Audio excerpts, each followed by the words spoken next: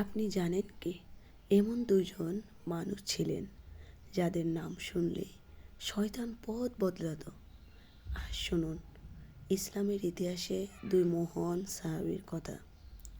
হযরত আবু বকর রাদিয়াল্লাহু আনহু ছিলেন রাসূল সাল্লাল্লাহু আলাইহি সাল্লামের সবচেয়ে ঘনিষ্ঠ বন্ধু।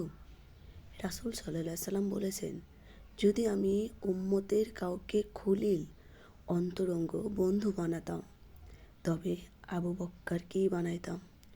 সহিহ বুখারীর হাদিস। ইসলামের জন্য তিনি নিজের সম্পদ, সম্মান সব কিছু কুরবান করেছেন।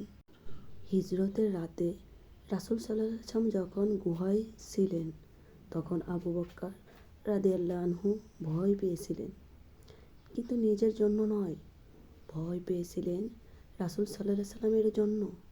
তখন আল্লাহর কোরআনে বলেছিলেন, তুমি চিন্তা করো না, আল্লাহ আমাদের সঙ্গে আছেন। সূরা তওবা আয়াত 40। এটাই সত্যিকারের ঈমান। আর এদিকে হযরত ওমর রাদিয়াল্লাহু আনহু ছিলেন ন্যায় বিচারের প্রতীক।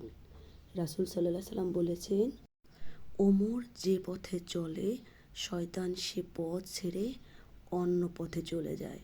তিরমিজি শরীফ হাদিস। তার ঈমান এত দৃঢ় ছিল যে তার মাধ্যমে ইসলাম শক্তিশালী হয়েছে। আরেক হাদিসে রাসূল সাল্লাল্লাহু আলাইহি সাল্লাম বলেছেন, আমার পরে যদি কোনো নবী হতো তবে ওমর ইবনে খাত্তাব হতো। তিরমিজি শরীফ।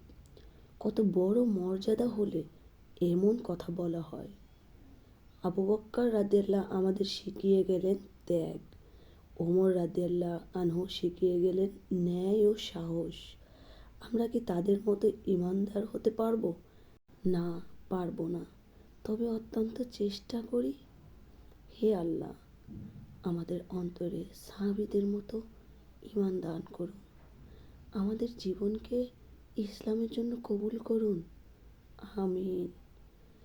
এমন আরও সাহাবীদের গল্প শুনতে ভিডিওটি শেয়ার করুন আর আমার চ্যানেলটি সাবস্ক্রাইব করুন প্লিজ।